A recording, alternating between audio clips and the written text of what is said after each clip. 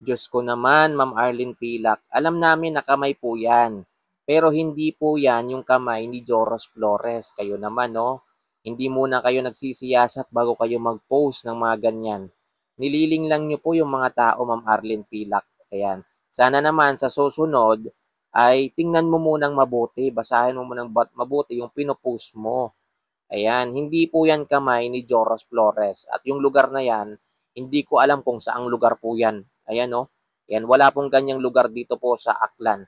Yan. Sana naman dito kay Ma'am Arlene Pilak, ano bang pakay ninyo po dito?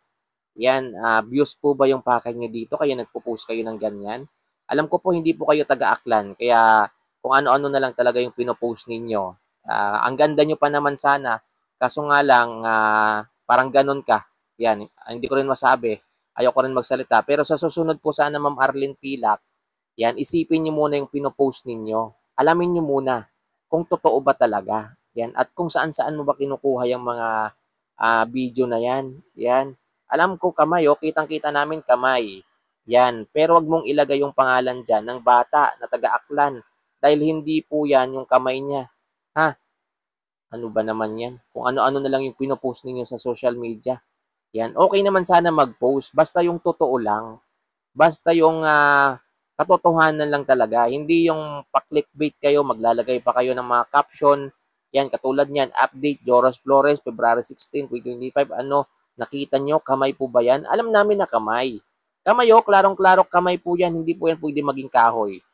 Yan. Pero Diyos ko naman, Ma'am Arlene Pilak, yan, sa susunod po na magpo-post kayo, tingnan mo naman muna. Tingnan nyo naman muna, nakakainis talaga kayo. Hindi ko kayo titigilan, yung mga naglalabas dito ng mga fake nyo sa social media, mapa Facebook, TikTok, YouTube. Yan, ipopost ko kayo dito sa channel ko hanggat gusto ko.